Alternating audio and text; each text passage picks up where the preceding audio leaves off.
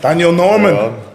welcome to the podcast. What is the message, my man? Thanks for having me. What is the actual message? Bro, I'll tell you, I've been excited to have a little chat with you for a while now. You've recently retired from rugby. What's life looking like at the minute? Oh, I've got my feet up, sailing off into the sunset.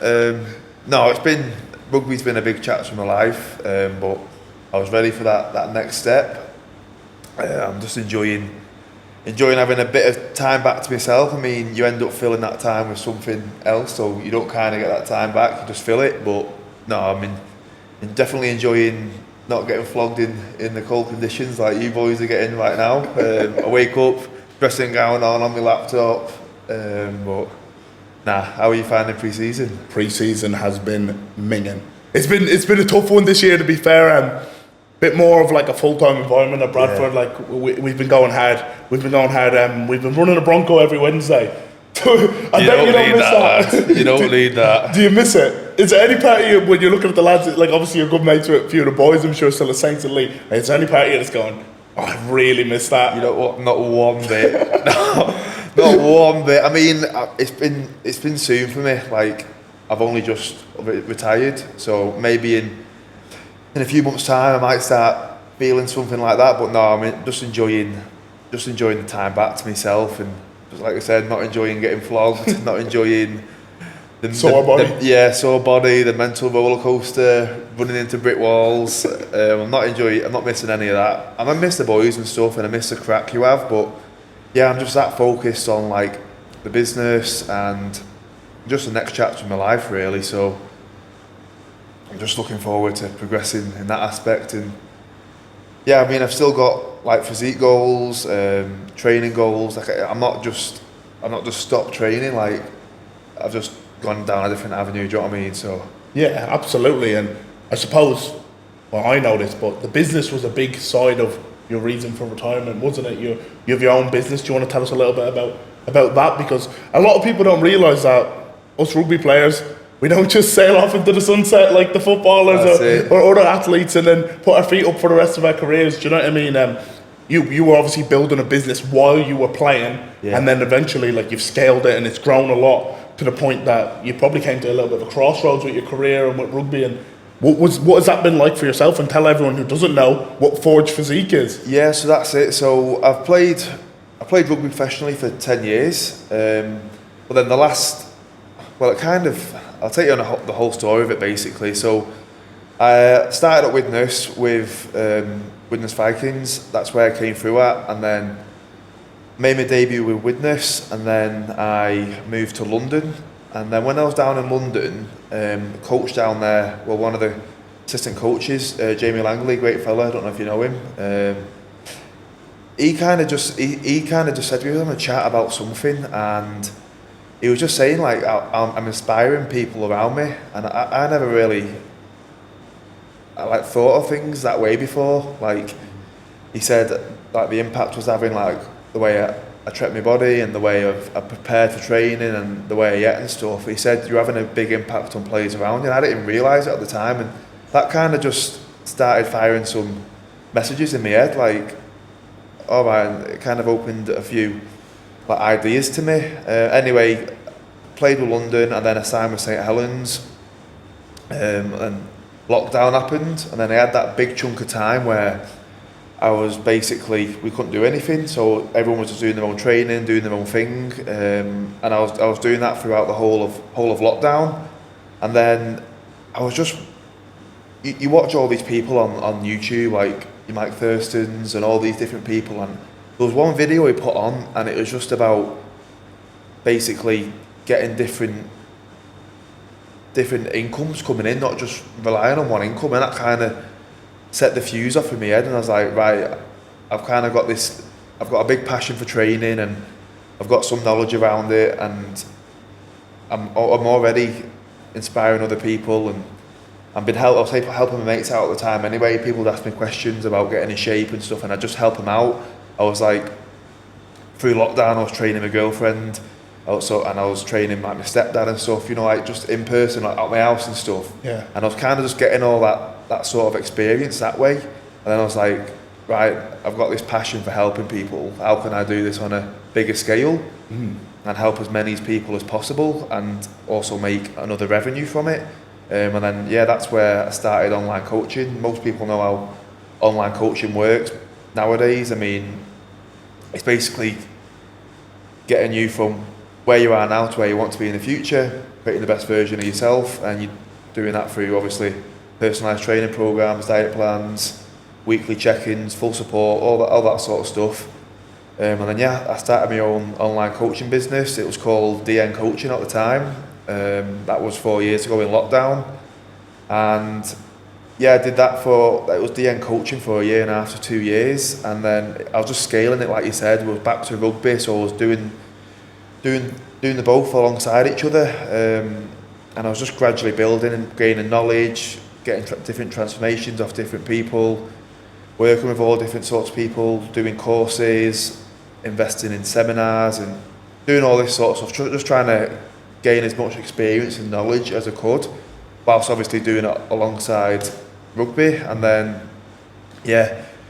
created Forged Physiques, so transition from DN Coaching to Forged Physiques. I wanted to make something what was bigger than just myself, because I feel like I was feeling like I was going to be limited to the brand being just me, and I wanted to scale it to a place where it was more than me. Like, I've got big visions for it, and Forged Physiques was born, and I've just been growing it alongside rugby, and then last 2 years it's really started picking up. I mean, I've been non-stop, obviously playing full-time rugby, and then doing the online coaching alongside it, and then it just got to a point where like something kind of had to give, and to get the business to where I wanted to get it to in the future, like I needed to take that step back from the rugby, because you know what it's like, mate, the amount of time, people don't realise, you think, oh, you just go training from, I don't know, 9 in the morning till 2 in the afternoon and that's your day done, but it's all the emotional side of it, it's the mental rollercoaster up and down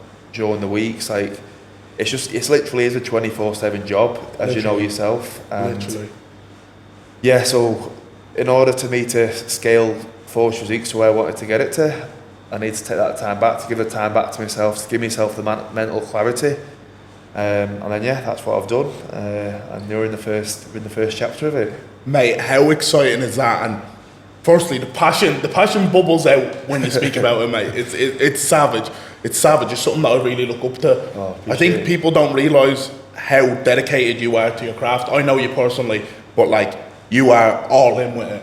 You know, you are all in when with rugby, with your business. You're all in with it, and it shows in how you speak about it. But I just think that diving into that part where you're building a business and playing full time, because it's not like you're just tipping about, playing about amateur. You know, you play on a Sunday, have a few beers afterwards. Like, you're in elite environments, teams that are winning games, pushing for finals. Like, how on earth were you balancing it all? What did your day look like when you were full time? Well, mate, I was just saying to you before, like when we just met up, I was like, I don't know how I did it before. Like, now I've took the step away from rugby and I'm just going all in the business. Like, I don't literally know how I've done, especially the last year, with how much things have progressed with the business, and I was doing that alongside playing full time. I was like, I literally don't know how I did it. So my day would look like up at 5 in the morning, get all my check-ins done with my clients before training, go to training there from 8:30 till like, I don't know, 3 o'clock. You know what it's like, it's tough all day at training, running into brick walls, getting flogged, weights, the whole shebang. Then I'd literally come back, straight back on the laptop till like 8, 9 o'clock at night, and then go sleep, repeat, and that's literally been my life for the last year or two. And that's just how things have looked, and it's just it got hard to the point where, like, you know what it's like on like game day and stuff, where you need to block out the time for yourself. I mean, everyone's got their own certain outlooks on what they need to do for performance and their own routines and stuff, but I really needed that time to unwind and chill out before games. So like, it's just things like that where I had to balance, and when you're running a full-time, I had basically a full-time online coaching business this last year on the side to playing full-time rugby, so I could have stepped away a year ago to do it, but I was doing them both alongside each other, and yeah, now I've got that time back to fully invest, and that's, like you said, I am a bit of an all-in person. I'm a bit OCD with stuff, and I've always had the mick taken out of me off my mates and stuff with how I am around like my training, my nutrition, diet, all that sort of stuff. I am pretty, I don't know if the right word's OCD, but I am pretty full on with things, and I've been like that with my business as well. It does kind of consume me, but it's what I love doing, it's what I'm passionate about, and it is my purpose to like just help as many people as possible kind of change their life, because it's mad.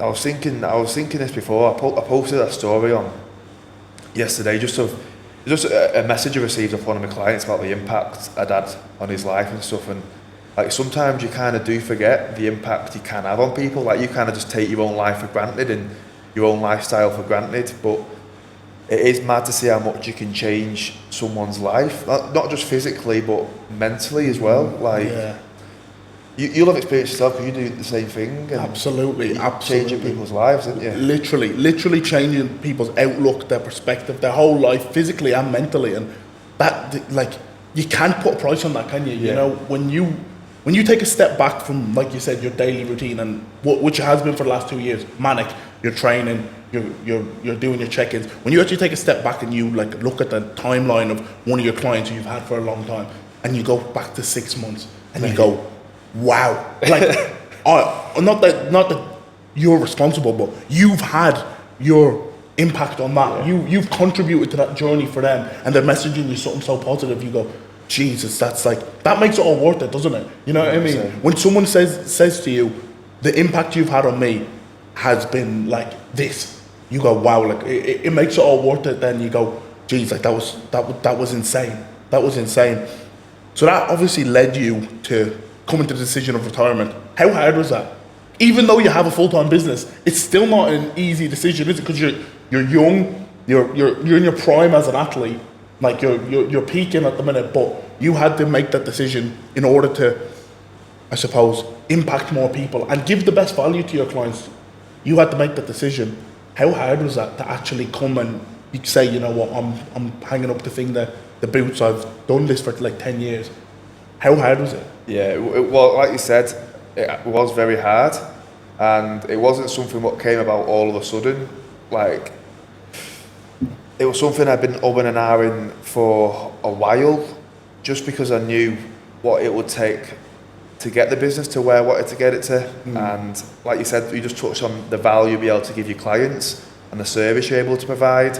And yeah, it was all, like, rugby's all I've ever done since when I started high school. So, well, I'd have been about 12 or 13 at the time. So you're talking like 15 years nearly of just being fully focused on rugby.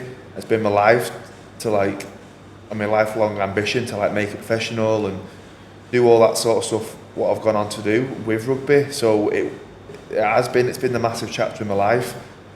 And yeah, it was hard to like kind of turn back on it, because that's all I've ever known. It's all I've ever done. It's all I've ever worked towards. But yeah, I mean, it's just, I kind of had the decision made when I had 2 years on the contract. That's why I had another year left from what I've obviously finished early. I had another year left, so it was going to be the end of 25.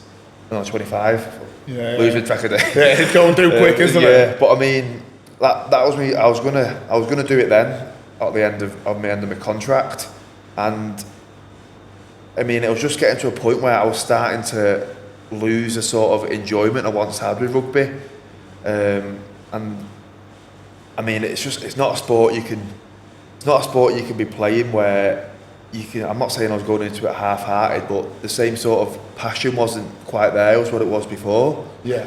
And like you know yourself, it's not a sport you can play with that sort of mindset because of how physical it is and the demands it has on your body and everything involved. And yeah, in order for me to, I think, truly be as happy as I could be again, it was to take that step away from something that I have done all my life. But yeah, in order for me to, I think I basically just wanted that time back, and I had that new focus of a different path. And like you said before, I'm an all-in sort of person, so I didn't want to kind of just do another year half-assed. At rugby, I mean, I was on good money, best contract I've ever been on, but I mean, money isn't everything. I'd rather be happy, I'd rather have my time back, and I'd rather have like full-on meaning and purpose. Absolutely. So yeah, that kind of basically that shaped the decision basically. And yeah, I think in these times where you can either, when it is kind of scary to jump, you have just got to go for it, and they're the sort of decisions what like pay dividend in the long run. Do you know what I mean? So 100%. And in the career that we're in, obviously I'm involved in the coaching space as well. We always say to our clients, like, you need to have time for yourself. Yeah. You know, you need to have downtime, you need to have rest, and then you need that white space yourself in your calendar, don't you? And by the sounds of it, well, I know by the sounds of it, you were just manic. Like, long days, bashing your body up. At some stage, something's going to give. And you made the right decision, it seems.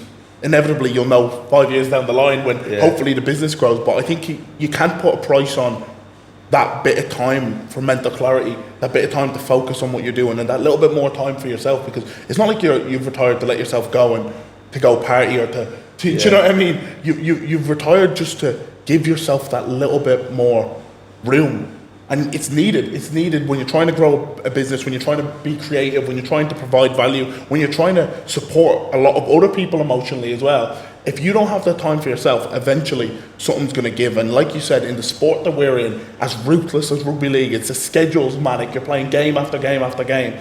There's no room for error, is there? Yeah. There's no room for like a bad night's sleep or a poor recovery day, or or I'll just put that off. Especially when you have clients relying on you as well. You know, it is a big task, and that wellness is massively important. I think that brings me on to wondering, what's the day look like now in comparison? Because you're still training, you're still eating clean. What's it look like in comparison now? Are you still getting up early? How's the day shaping up now for you? I mean, it's pretty much pretty much the same. You've just stopped with the ball, you've stopped with the egg now. I've just stopped running into brick walls for a living, but no, it's pretty much the same. I mean, it's just more dialed in. It's more still up early. I'm still getting my check-ins done first thing in the morning, and then I'll go to the gym, do my own training. I've got like some physique goals I want to get after. I basically just want to take my physique to a whole new level too. I don't want to lose all my functionality. Like, I have knocked running on the head for a bit because I want to let the good old knees recover a bit and all that sort of stuff. I think I've done enough running for a lifetime, it feels like. But no, I'm going to still keep some sort of functionality. Like, I'm still going to do like higher intense workouts, like the HIIT stuff and the erg workouts and stuff. But yeah, I'm going down more like a physique based route. I just want to see what kind of shape I can get in. So yeah, that's what how my training's looking. It's all geared towards that basically. And yeah, then I'll go training, come back, sort the dogs out. I've got 2 little dogs, so I'll take them for a big walk, get the steps in. They're the children, are they? Yeah, they're for little fur babies. But no, then just back on the laptop, either like client calls, programming, working on content creation. Well, that's the big aspect of it as well. Like, you know yourself, like how hard the content side of it is, and that's half the job. Like, even though you're a coach, but half the job is you're a content creator as well, because that's the only marketing, that's the only way of getting new clients in, and that's the only way of like scaling the business really. So I've just got more time to put more effort into that side of things, and yeah, that's just kind of how my days look. I mean, I get a bit more downtime in the evenings. I come off the laptop a bit earlier, prioritise the downtime. Like you touched on before, like I've been telling clients to, like you said, prioritise downtime, sleep. But I've been like saying to clients, do as I say, not as I'm doing. Because I weren't doing that. I had no balance. I was literally on the laptop till 9 o'clock at night in a straight bed. Like, it wasn't ideal. And So yeah, I'm just having that bit more time to prioritise my own health and my own downtime, which is needed, like you said. Body feeling good for it now? Yeah, it feels, yeah. I don't wake up with the sore neck and Sore knees. sore knees, sore hips, but no, I'm still training hard. I'm training just as hard, just obviously in a different style, different line, yeah.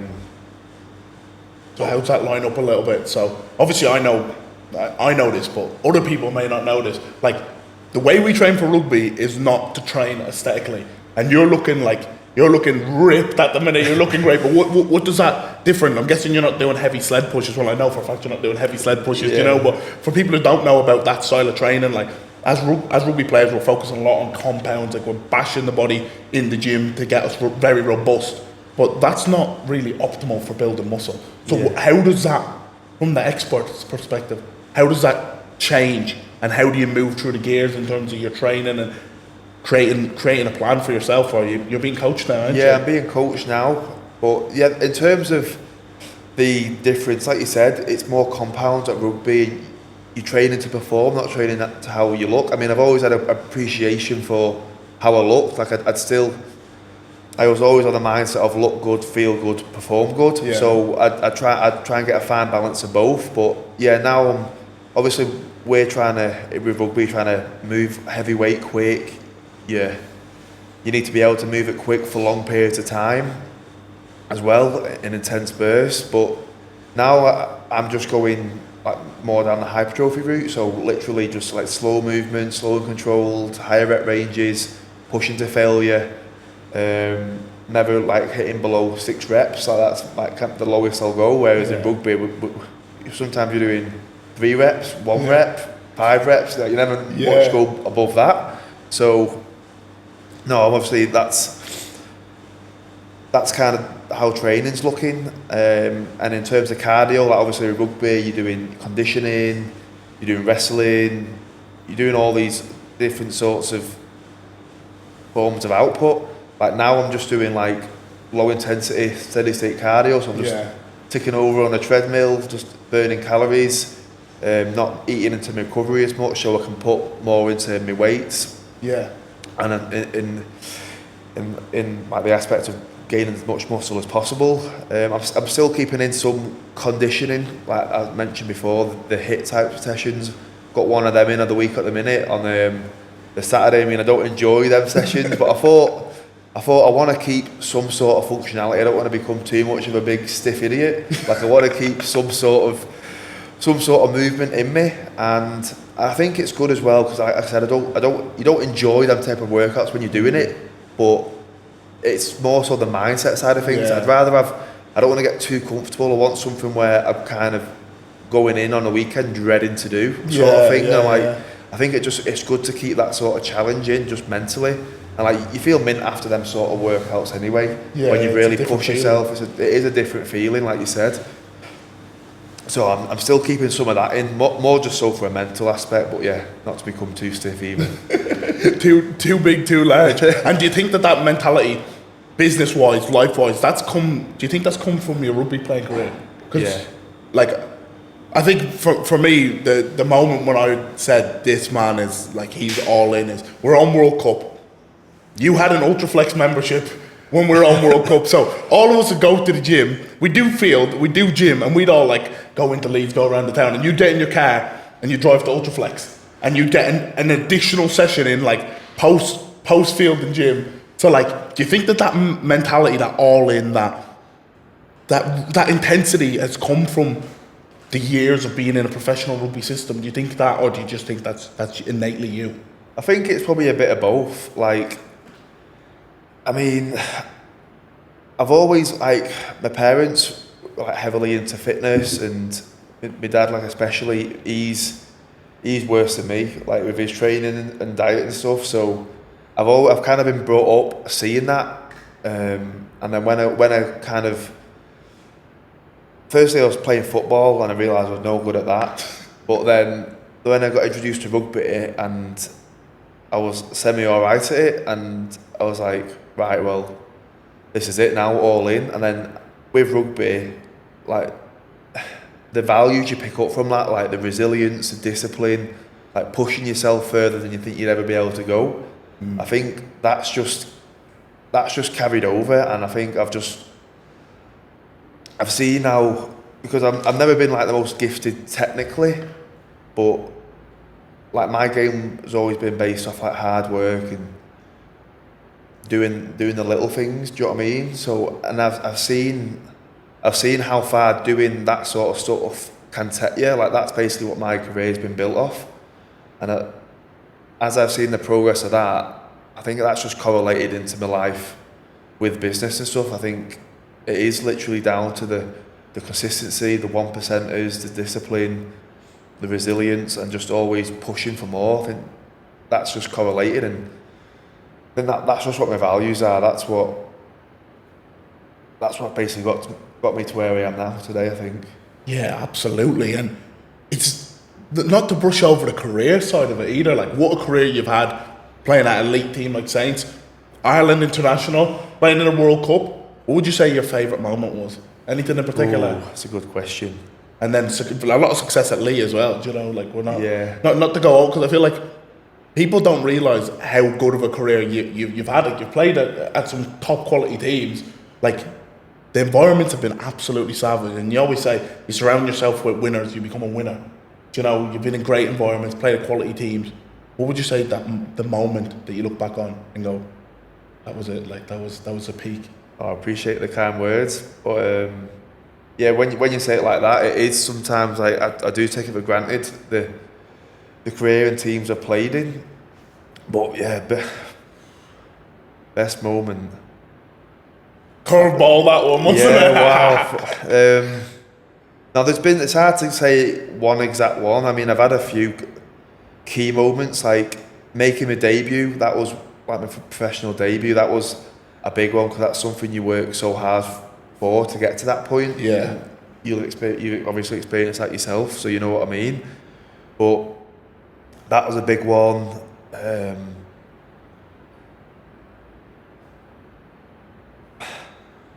Too many to remember. Yeah, I mean, too many to remember. I mean, I've been a part of like some great teams like Saints, who obviously one of the most successful teams in like recent history with what we went on to do there. I mean, I didn't play in the grand finals and stuff, but I still had like a big part to play in the season. I played quite a lot of games, and that's so playing. I think playing for each individual club and making your debut for each individual club is a big thing. Special, isn't it? Yeah, like especially Ireland, like yeah. meeting up with a message brother. But no, but that was a big moment, I made my debut with you. Yeah, against the Kiwis. Against the Kiwis, lad, yeah. But all the debuts are massive, and just the big games what you win. Like I've played in the Saints Wigan derby on Magic Weekend. That was a big game. We won that, and that was my first derby I played in. And if anyone knows, like the rivalry them two teams have, the Saints and Wigan's massive. So playing that and win one of them games was something special for me.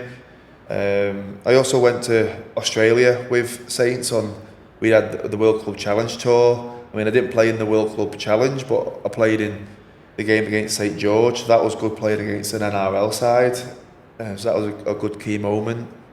But it's more so the journey. It's the journey, and it's the memories you make along the way. It's not the actual games, and it's the little things that I can't think of any off the top of my head. But it's like just the little moments. Yeah. You look back on and you go, "Geez, that was the roller coaster." You know what I mean? I mean, I think the longer I get into retirement, the more I'm going to look back on them sort of moments. Like just the crack you have with the lads, and just getting through like the really difficult periods where like in pre-season and getting through them big sessions. And then just the time with the lads, I think, is what you can't get it back, can you? No. You can't and you don't build friendships like it. I'm sure off the field, like you're still good mates with a lot of them now. You don't build friendships like the lads that you go to war with. You literally go to war with them. You know? War, yeah. It's the friendships that you make with that. Like it's something so special, and I'm lucky to have like where we're sat now. We're sat in Keezy's spot in Heist, and like the people that I know from this game. it's everything. You know what I mean? It's everything, and like people like yourself inspire me so much on the journey that you've been on to see that. Like the life after rugby and the growth of your own personal business and your own personal brand, and it's exciting to see. It's exciting to see, man. It gets me excited seeing what you're doing. Do you know what I mean? Like I always like to see what you're up to, and I think it's so inspiring. You don't realize sometimes when you're in the moment how much you inspire other people to go and do and work on themselves, and just your dedication to what you do. It's something so special because. In the world nowadays, to see someone so dedicated, it's like you're standing out from the crowd. It's so easy to just fit in. You know what I mean? It's so easy to just walk the path that's often travelled. You know, that's the easy route. You know, but to go, nah, I'm gonna go down this one where it's gonna be shit, and I'm gonna be up at 5 a.m. in the morning. And I'm gonna be putting my laptop down at 9 and going straight to bed. And I'm gonna walk this road. I'm gonna put my body through hell. Day in, day out, week in, week out, play professional sport and lift your brand up from the ground, build a full business. Like that's extreme dedication. And if you wouldn't to have put so much time into it, you wouldn't have got the output out of it. But it is a reflection of who you are as a person, and mate, it inspires me. What I wanted to touch on is your diet. Tell us a little bit about that, because a lot of people won't know this. Yeah. You don't eat meat. No, I'm a veggie. It's going on, 4 years now. I appreciate all the kind words you just said too, mate. You inspire me as well. I just want to touch on that. Like, definitely trying to up my content game based off the stuff you're pumping out. So that's what, you inspire me with that. But like you said as well, I just want to, like the friendships you make. I have made friendships and mates for a lifetime. Like, we'd have never met if it weren't for rugby. Literally. And some of my best mates, what I love for life, I wouldn't have ever met because of rugby. But yeah, going off a tangent already. Don't worry, lad. Yeah, veggie, I'm off the meat. So off the meat. That's one way to put it. It's like you've quit smoking. Yeah, I'm off the meat. 4 years now. No, yeah. So 4 years. I mean, I didn't do it for any health reasons or anything like that, or for performance. Like, there's all these different. There's studies to support any sort of diet nowadays. If you look hard enough, you find something to support what you want to do. It wasn't for that. I mean, it was more just so I just felt guilty for the animals. Yeah. So, yeah, I mean, I tried it a good few years beforehand, but I had no knowledge of how to do it and how to get protein in and stuff. And that's why I never really did it, because I didn't have the education around. I thought, to gain muscle, you just need to eat meat. Like, that's all I thought. That's what we brought up on. Yeah. And yeah, so that's how I always was. And then I ended up living with, when I played down in London, I ended up living with a veggie, Josh Walters. Oh yeah. He's a veggie, and I kind of, from living with him, I was still eating meat at the time. I was just kind of picking stuff up off him, and I seen it can be done. You can still play elite sport, you can still perform whilst doing it. So then I started doing more research into it, more education, and yeah, I took the plunge with it, like you have to do sort of thing with these things. But yeah, I mean, to be honest, I kind of put myself off meat anyway. Like, I was just force feeding myself chicken because I thought that's what I needed to perform and gain muscle and stuff. So I was that sick of it anyway. It was a nice change to go to the plant-based, plant-based like protein options. And yes, I did it, and then I've not looked back. And I mean, I've not missed meat since doing it. Not even Nando's. I get the fake meats at Nando's, so I'm not missing anything. Do you know what I mean? So you're still smacking the Nando's occasionally. So yeah, I mean, I feel good. Like, I'm not going to come out here and say, oh, I feel 10 times better, blah blah blah. I don't feel any different, to be honest. Like, I have got stronger, I've got fitter, but you do that anyway just from training from over time and being consistent. Like, that just comes as a byproduct anyway. I'm managing your recovery better, so I can't say, oh, the plant-based has made me perform better and gain my muscle, because I don't think it's made any difference. I just feel better mentally within myself. I don't feel as guilty. That's how I felt. I must have been going through like 2 chickens a day easily, and I was just like, I'm doing some serious damage here, so No, stop the lights. Oh, maybe I'll feel that guilt one day. Maybe I feel bad saying that, but I remember on World Cup, you'd cook it. Would you? How much would you be cooking at? You'd go home and cook it, wouldn't you? yeah. So I mean, initially, the hotel we were at, they didn't have many like options. So Nothing was there for you? yeah, I mean, initially, Eggs, I mean, that's it, really. that's it. I mean, I still eat eggs, so that's a big chunk of my protein of the day. Like I eat a lot of eggs still, but yeah, I was going home, cooking a load of like plant protein, and then coming back and putting it in the fridges at the hotel. But then towards the end of the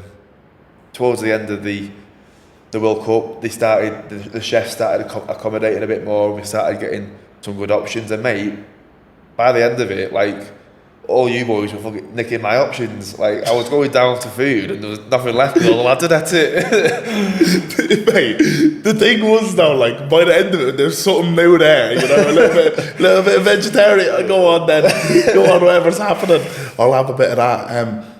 But yeah, you like you were saying, like, it may not have had a direct impact on you, you may say, but because you've grown as a person and potentially you've changed your diet, but as a result of changing your diet, you've had to dial in a little bit more anyways, probably. I'd definitely say that. I was just thinking then, because like, I wouldn't have probably gone down the route with like nutrition and stuff and put as much attention into it as I have done now if I hadn't have done that for myself first, because I had to do it for myself. And I just got that more diligent with everything because I kind of had to, and then that just, I think, took me forwards with the diligence I have with it now from like with my business and stuff. Yeah. And in terms of recovery methods, what you implementing, if any, what type of methods are you using? Do you hit the sauna as much, ice baths? Yeah, I mean, anything like that. I don't. Are you an eye mask man? Yeah, I'm an eye mask man. I milled up, man. I'm like, you like seeing me going to bed, I look like a circus man. I have a nasal strip on, eye mask on, mate. yeah, you know it works. I mean, I'm not onto like I don't want to paint a picture that I'm getting up at 4 o'clock doing ice baths and I'm not doing all that sort of stuff. Like, my biggest one is sleep, what I focus on. Yeah. And I do the whole shebang like you do. I'll eye mask, earplugs, the works, nasal strips. I'm onto all that sort of stuff. Like, I've heavily based. Like, I was so tuned in with like my training, my nutrition, all that side of stuff. But then I completely just disregard my sleep. Yeah. And it's like, only like recently, the last few years, I've kind of took my sleep to the next level, because I was just disregarding it. I was on my phone till late at night, I was staying up late, having not much sleep. And do you know what I mean? And sleep is literally the number one thing for performance and for recovery and all, like, physique goals, everything. Sleep's the main thing. So yeah, I kind of just took things to another level in my sleep, really. What do I do? So I've got a kind of like a sleep ritual, what I do. So go on. I'll come off like all, like, my phone and stuff, like 2 hours or 3 hours before bed. If I can, it's 2 hours normally. So what time's that about? So nowadays. So I go sleep about 9 o'clock. So I come off at about 6, 7 o'clock. Yeah.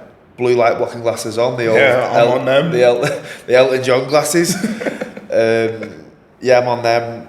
Getting rid of all the blue light poison. And then I just won't. I won't eat within the 2-3 hours of going to sleep. And I'll just really just try and chill out. I'll get in a dark room. Like, Mrs. go mad at me for getting all the lights off. Pitch black. Yeah, pitch black. But yeah, I'll be in a dim lit room, try and relax, watch TV for a bit, just try and de-stress from the day. Before I put me blue light blocking glasses on as well, I'll like make a list of. I'll basically just do like a mental download in my brain, like all the tasks I need to do for the next day, stuff I haven't done this day, like, and I'll put like a list of actions to achieve them. Just kind of use it as like a mental download. Yeah. That kind of like subconsciously just helps me to relax and not thinking about the stresses of the day-to-day stuff what goes on. So I'll do that, and then I'll get in bed, dim lit light in bed, Lumi light, and I'll read for 15, 20 minutes in bed before going to sleep. Earplugs in. Like I invested in a better bed. I've got a Temper mattress, Temper savage. pillows. Yeah, I went to work I went to the full shebang on it, and yeah. Then what a lot of people don't realise is like all that stuff before sleep's important, but it's also the morning. The morning has such a big impact on your sleep that night. So I kind of built my morning around that too. So I'll go to sleep at the same time each night. I'll wake up at the same time each morning, and instantly, because obviously I'll get woken up by my Lumi light, so that wakes you up with bright light. Yeah. So savage. you're instantly just awake, and yeah, because obviously in this country we don't get any sun at all. So yeah, the sun obviously plays a big part in the role of your circadian rhythm and getting to sleep at night. Yeah. That plays such a massive impact. So if you can get early light first thing, it's going to help your body start releasing the right hormones. So I've got my light therapy first thing in the morning. I also have a big sad light, so a big block of light what I'll have next to my face while I'm eating my breakfast and stuff, just to get some of that light in, start waking up. Yeah, and it really does help you be able to unwind in the evening. Just you do feel more tired in the evenings off the back of that. So it's just a case of doing that cycle over and over and over again, and just staying, like anything, just staying consistent with it. And yeah, that's kind of my big recovery thing. It's just the sleep side of things. Nailing the sleep. Nailing the sleep. Yeah. I mean, it's still not perfect, and I kind of say to my clients as well, sleep's always going to be a work in progress. Yeah. You can always improve your recovery. You can always improve your sleep. So obviously the nutrition side of things and managing training load, all that sort of stuff, I obviously do. But yeah, the sleep's the main recovery thing for me. Absolutely, and it's something that I've come to realise that I need like massive work on. Do you know what I mean? Because basically for the last 2 years at York, I was getting in like 3 nights a week from training, like 9, half 9, having a big meal at that time, like, you know, like having, because you're post training, so you've pumped a massive protein shake, and then you've pumped a big massive meal post training as well, and then so you go into bed full to the brim. Like I'd be lucky if I got in from training at 9, half 9. I'd be lucky to get to sleep for 11, and then I'd be up at 5 on the gym floor for 6 o'clock, delivering like face-to-face PTs, like telling my clients they need to work on their sleep. And then I felt like an imposter. I felt like, well, you're talking like you're bullshit. Do you know what I mean? Because you've just had the world's worst night's sleep. You know, because you're full. You've pumped the protein shake, so halfway through the night you're getting up because you need to go to the toilet. Do you know what I mean? And I was just like that. Something needs to change. Something needs to change, because I was feeling the knock-on effects of that. And with training in the championship, like you're going to be training on an evening, so that's out of your control. You can only control some things are out of your control, and sometimes you just got to do the best with what you can. But yeah, like you said, you're telling clients one thing and then doing another. But sometimes you have got to burn the candle at both ends too. Yeah, well, like, that's part of building a business, isn't it? That's part of scaling too. That some people, like, you need to realise that, okay, I'm in that phase of my life. Like, you probably spent the last 2 years of playing in the Super League. Okay, I'm at that phase in my life where I grow. And things aren't going to be optimal. There has to be times for things not being optimal, especially in the game that we play with rugby. Like, there is times when you've lost 3 on the trot and the S&C gets stood on the sideline and the coach takes the drills. Do you know what I mean? There's no sports science involved anymore. He goes, you're going to hit your chest on every single line until someone drops pretty much, and that's it. There's no timers involved. The thing is with it as well, I've seen this throughout my career being at different clubs. You can try and get to, like, quote unquote optimal with things. Like, optimal's great and it's great for performance and recovery, but sometimes you need the stuff what isn't optimal to, like, really develop your mindset. And that doesn't come sometimes from being fully optimal. Sometimes that comes from, like, being pushed further than you should be going and doing things what you shouldn't be doing, and, like I said, burning candle at both ends. Sometimes you've got to do that for that, especially in games. Like, there comes times where you don't think you can go anymore, but that mindset you've developed gets you through them periods. And that's kind of what I've kind of based the last 2 years on with myself, like I've just kind of tried to ride the wave. Like I know it's been tough at the minute, but you're working towards something where you are going to get that time back. You are going to get the what's the word? Not satisfaction, but you're going to get the sort of reward from the foundation that you build. That's it. Yeah. So no, I completely get where you're coming from, but sometimes you have just got to burn the candle at both ends and roll with the jabs. Get through it. Yeah, get through it. Yeah, absolutely. And that personal development, I think, is something that everybody needs. Everybody needs to find that time to work on themselves. You know what I mean? Because the person that you were 4 years ago when you went into lockdown probably wouldn't even be able to fathom where you're at now. Yeah, do you know what I mean? Like you probably couldn't have. If someone told you in 4 years you'd have retired from rugby and started a successful online business, you probably would have sat in lockdown and.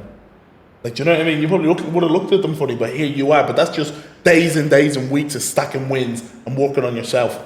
And that's how you build out this successful business, this daily routine that works for you. Do you know? But you have to also, like you said, be able to adjust with and adjust your mold at times. Do you know what I mean? Because then you're gonna get thrown curveballs no matter what. Like it's a sport that we're in, and that's the life we're in. But I think part of that journey is that personal development, isn't it? It's that personal finding the time to work on yourself, and that's why I love chats like this as well, because I go, you know what, like I'm taking away like little gems off you all the time. You know what I mean? Even off your posts, off everything, and I'll speak with someone else. I'll take a little bit of a gem off them as well. You know, and then you go, right, I'm becoming a better version of me. That's what you strive for. That's what it's all about, and it's about, like you said, just taking them little 1% things and. You can be 1% better each week. When you compound that over a long period of time, that's where the results, and that's where these mad sort of things come from. Like you said, 4 years ago, I couldn't even imagine. If I said where I was now to 4 years ago, I'd be like, what the hell, do you know what I mean? But it is them things, and life does throw curveballs at you, and it is literally about just riding the wave when them curveballs come to keep on moving forwards. Because people just fall off when it comes to them curveballs, because things aren't going perfect. Then they think, oh, just fuck it all off. Yeah. But that is literally the difference between those who get to where they want to get to and those who don't. Because those who get to where they want to get to, they carry on through the hard times and they do it tough. And then when things get easier again, they just skyrocket from there because they've not lost any progress. Yeah. And that goes with physique, business, career. I think it goes with anything, to be honest. Everything that you do is a result of how you ride through the bad times. Do you know what I mean? That's literally life, isn't it? Yeah. You know what I mean? Because, and this is what I always say to my clients: the best time to start is now. You say the same. Yeah. You don't start when you have a load of free time. When you look at your schedule, you go, "Oh, this month's looking like a good month." That never happens. Never happens. Do you ever have a day where you go, "Geez, I have loads of time here." There's always something to do. There's a bit of content to be made. Yeah, exactly. There's something that you can be doing. There's a book to read potentially that you that book's been sat on my desk a while. I want to get that done. Do you know? There's always something, and then you have like your old lady's ringing you saying, you know what I mean? Like, I need you to come to the gaff, or you know, your coach is ringing you saying, can you do this promo? Do you know, there's never a right time to start. The key is to just start and figure it out, and that's probably the biggest thing I've learned in 2024. But even before that, just start and figure it out. I don't know how to run an online coaching business still. I'm still learning. You're still learning. I don't know how to run a podcast. I don't know how to be a good rugby player. I am just as much in the blind as I am in the light. You know, I'm just as much in the dark as I am in the light, and that is completely fine, because that is the only place you're going to be able to grow. It's being aware of the fact that you also do not know anything, and you are a student, but you also are a teacher, because you are delivering, and you do know a lot. You have to recognize the fact that, I do know a lot, but you also have to be humble enough to go, I don't know anything about anything that I'm doing, and that's fine, I'm going to learn. Yeah, exactly. That's the thing. It is literally just getting started. Like you said, life, you never have anything where you've not got anything on. Like, even when you think you're going to get this spare time, you don't. Like I just said, I thought I was going to get all this spare time back from rugby. I just feel it was something else. Yeah. But that's the same with anything. That's why it is, you just need to get started. Like right now, in the present moment, that is always the best time to start, no matter what situation's going. I know we're saying this with a week to go to Christmas, but literally, you getting started now, before Christmas, that's going to put you so much further on later down the line just by starting right now. 100%. 100%. You navigate the Christmas period. You get three or four sessions in before January. You've taken that edge off in the gym. You know, you've got a bit more comfortable with your surroundings. That's it. All of a sudden, you understand the program. You know, week one isn't a new program in a new gym with a load of new exercises I've never done. You go, no, I've done every session once. So I'm gonna roll in. You know, I'm gonna roll into January. The only thing that you can do is start. It is that, and like you said, when I started my coaching business 4 years ago, I didn't have a clue about what I was doing. Like, I was like, the best thing to do is just start and learn as you go. And just learn as you go. And you do, that's the only way you actually truly do learn, by just throwing yourself in at the deep end. Like, you have got to get uncomfortable, and I've made myself uncomfortable a lot of times with making content. I still find it hard to do. Like, even this going on the podcast, my first podcast, this was a challenging thing for me to do, and I was a bit nervous before coming. But I think that's the only time when you grow, when you put yourself in the uncomfortable and you learn from it, and that's the only way I think you truly develop. Absolutely. And being vulnerable enough to go, I don't know. I love the videos you do when you show yourself like messing up the videos, because people think that like it just comes easy, don't they? They think that it just rolls off the tongue, you know. No. It's not the case. You have to get uncomfortable and take the plunge in. Like you released your first YouTube video. Firstly, congratulations, mate. It's funny because it was a year ago, nearly to the day, that I finally released mine. Yeah. Like I released my first YouTube video. I had the video made in March 2023, and it came out in December or late November 2023.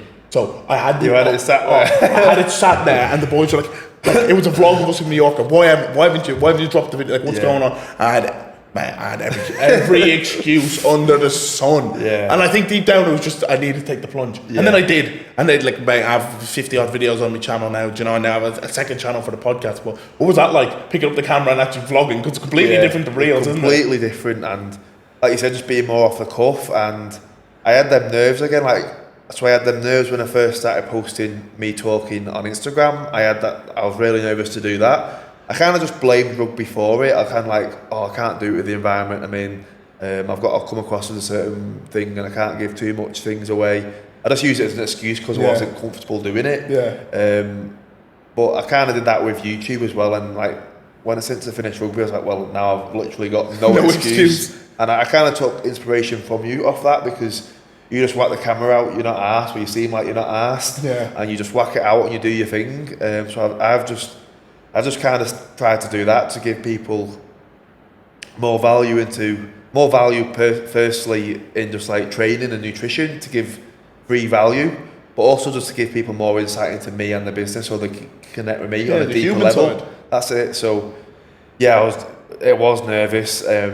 Took me about 2 or 3 weeks to edit, like learning how to edit properly on Final Cut, and then I did have, before posting it. So you get used to post when you first post something on like Instagram, like talking. That's the big thing, posting it, and then the nerves kind of go, and you just post weekly. Then don't really think into it. But when I was posting on YouTube the other week, I kind of got them nerves back a bit before. I was like, oh, but now then when it's posted, you're like, it's kind of like a relief, and you're like, I don't even know what I was worrying for. Yeah. And you learn from the process. Like, I've learned so much just from doing the first video. I've learned how to edit. It's just constant learning, and I think, like I said, that's where you only truly develop, by just constantly challenging yourself, learning off the experience, and getting them 1% wins each week, and then they compound over time. 100%. And I think, like you said, for me, the thing that whenever I pick up the camera and like I'm walking with the big tripod set up through a cafe, is that I just know that the value that's going to be given is more than any possible embarrassment. And I do it so much that I genuinely don't like think about it anymore. But obviously initially when you first do it, that's what I was like in the gym, like even just filming my sessions, like getting a tripod out in the gym, I was like looking around, like I'm like, firstly, no one's actually asked anyway about what you're doing in there. Secondly, I'm doing it to give people value and to help other people. Thirdly, I'm doing it for myself, to build my own confidence.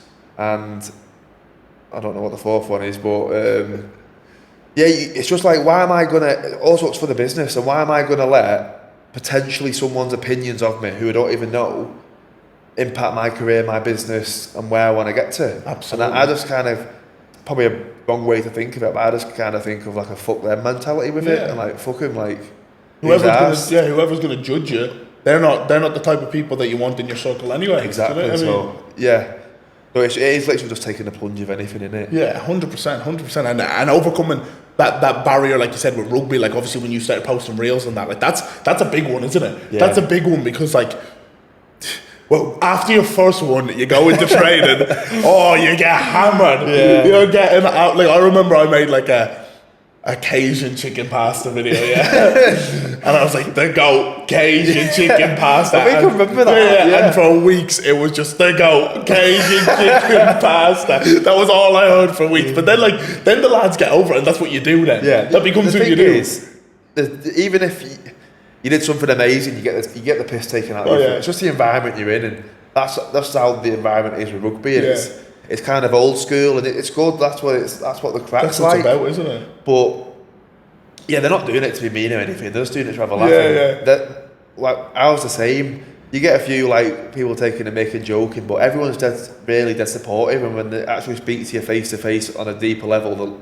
they admire it, and they're giving you all these compliments. And yeah, that kind of just takes all the worry off it, doesn't it? Do you know what I mean? Like they're only doing it to have a laugh. Yeah. They're not actually bothered. They do support you. They all do. And that was a big thing for me. Like I was at Saints when I posted my first one, and I was new at Saints, and I was going into the best club in the world at the time, and I was like playing alongside like all these players who are at the top of the game who are looked up to and are kind of put on a pedestal, and it's like I was going to start posting stuff, and I was worrying what they were going to think of me, posting all this sort of stuff.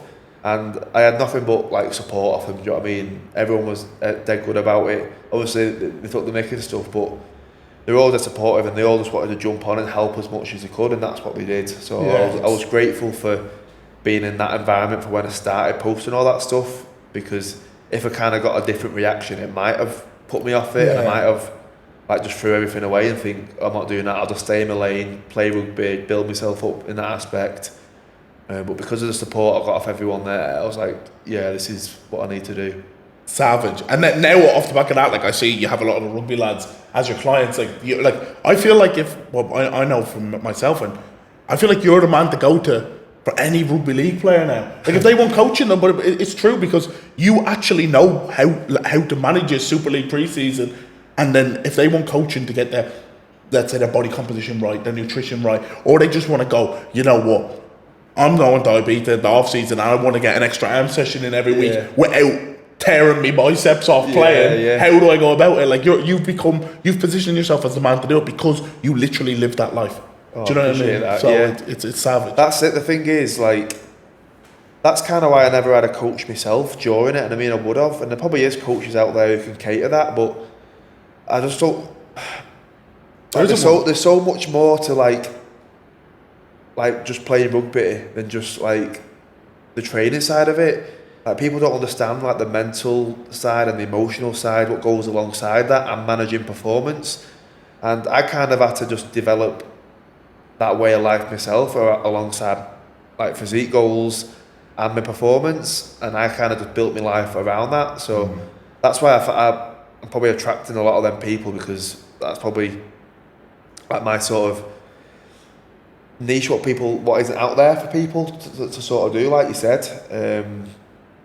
So yeah, I've got a great bunch of clients at the minute. I've got a mix of like amateur rugby players, semi-pro rugby players, full-time rugby players, and then like just general pop as well. I've got a good balance, and I've had some pretty like class moments with people who have gone from playing amateur to signing the first semi-pro contract, or people who've gone from playing semi-pro signing the first full pro contract. And I know I've only played a small part in that, because a lot comes down to their ability and how they apply themselves and the dedication, but I've had a small impact and stuff like that is just massive.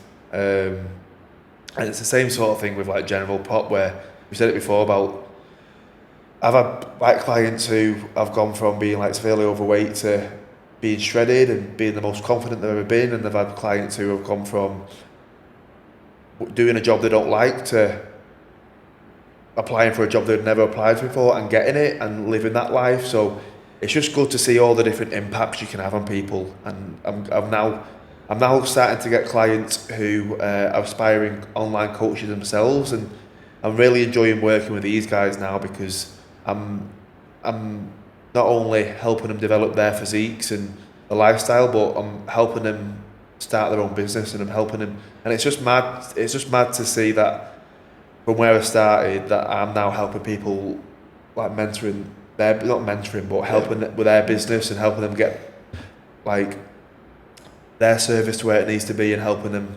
develop their business alongside the physique. So I just got a really good balance of all different types of guys, all different walks of life, all different goals. So it's just class to work with such a great variety of people, I guess. Mate, it's savage, and it spills out of you the passion about it again, mate. I know I'm touching on that, but mate, it spills out of you. When you mentioned that mentality of rugby, what was the mental side like for you? Because like it is a roller coaster.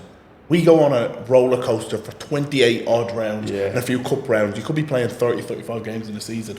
How was that for you, and did that have any impact on your business? Because I know some days, like, I'm so emotional after a loss potentially, or I get an injury or pick up a knock, or for me, I've got a few concussions and I've had to just message my clients and be like, listen, give me a couple of days here. What's that been like in terms of balancing business and mental wellness and the emotional roller coaster when you were playing? That was hard, and that is the hardest part of it. And like you said, it's like they're paying you for a service. It's not your fault that you've lost a game or got an injury. You still need to give them that service and give them your all. And it definitely is hard, and you do kind of lose the balance of your own life by factoring that in. And like you said, you get concussions. I've been there myself, probably too many knocks on the head. But yeah, that's the thing. Like things like that happen, and it was something I've always had to. That was the hardest part of the game for me, even before the business. Just the mental side of it, just getting myself in the right headspace to be able to perform. I was I think, like a person who think deeply into everything and overthought everything. So it was just, the main thing with me was just finding more time to relax and to not worry about it as much. I'd be up all night thinking about things, and at the end of the day, like, you might lose a game, you might have a bad performance, you might do something wrong, but like the world's still going to keep spinning, the sun's still going to rise in the morning. And I kind of just got into a thing where rugby's everything, the whole world depends on it. That's the kind of mindset I was in, and the business kind of helped me get out of that mindset, and it certainly did help me. And I think it did help with my performance, especially initially, because it gave me that other thing to focus on. Like if I had a bad game, well, I kind of didn't forget about it, but I kind of moved on quickly because I had other stuff to do and other stuff to focus on. I had a bad session or did something in training and got an injury. I had something else to focus on. And that was a big thing, what helped me develop my own mindset, I think, in terms of just switching off from rugby. That was the main thing for me, switching off from it, because otherwise I'd just be sat in my own thoughts, and that'd just affect my performance even more, because I'd just subconsciously be thinking about things too much. And I got that escape from it. I got that other avenue to focus on. And have a bad game, well, sun's still going to rise. Sun's still going to rise. Yeah. I love that. And I think for me, that I've gone on that exact same path. In 2022, I went on season-long loan from Huddersfield, who are obviously in the Super League, to York. So because I was season-long, I only trained at York. Bar when I got injured, I came back to Huddersfield and did my rehab, but I only trained at York. So I was essentially a Super League player, still sort of full time, but I was training in in that part-time championship environment, and I hadn't really started my online business yet. I was still doing my PT course, and I was so stuck in my own head, because if something didn't go right, I was just spending time just cooking, overthinking it the whole time. You know what I mean? Just going in that circle, and it doesn't do you any good. It does not do you any good. You can't think your way out of a shit performance. Do you know what I mean? Or you can't think your way out. It's not going to change anything. Exactly. You can't change anything. But not having anything else to focus on, I think it's not good for anyone. It's not good for anyone. You need to have something to focus on, and you need something to help you with that mental wellness.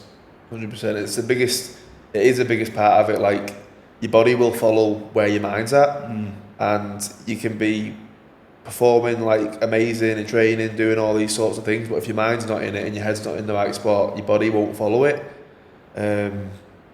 So yeah, that was just, like you said, that was a massive thing for me, and I think we're similar in that aspect where we just overthink everything. Yeah. So that mental release and that other focus gives us that, doesn't it? 100%. And as we're sat here now, this podcast is brought to us at Height, which is a wellness centre. What does wellness mean to you? Oh, good one. Wellness means to me. You have put me on the spot with that one. I'm trying to give you a big philosophical. Don't think it too much. Yeah, overthinking again. I think it's just happiness, wellness. I do think it's happiness. Obviously, like training and eating well and all that sort of stuff comes with it. But I think just being happy, and that's a big thing for me in terms of finding something you enjoy in terms of training, and like just sticking with that, because what you enjoy you'll stick to, and that's what's going to get you the results. So no, to me, wellness, I think it's just happiness. Yeah. Sick. That's sick. And do you feel like, I know it's only early doors, retiring, stepping into your new career, is this your new source of happiness? Is finding happiness for Dan Norman? 100%. I mean, you always want more. I guess that's what you always want. But I'm content. Like I've built the life. Like the last 2 years, I've worked my ass off, but I kind of built the life I wanted to live, and now I'm able to do that. Do you know what I mean? I can do things on my own terms. I can go where I want, when I want. I can train when I want, where I want. So I mean, I can do it from anywhere. I can just do what I enjoy doing, and what I enjoy doing it's just the simple things. It's just getting up early, eating good food, going to the gym when I want to, having a good session, coming back, going on a walk, and I can literally just do that every day on my own terms. And then I'm going to sleep excited at night because I've got that many ideas going off in my head about progressing the business and doing all these different ideas. So yeah, I'd just say the words content. Like everyone wants more, but no, I reckon I'm just content with it. Mate, you couldn't have put it better in any type of way. Dan Norman, that was a serious message. Well, that was a message.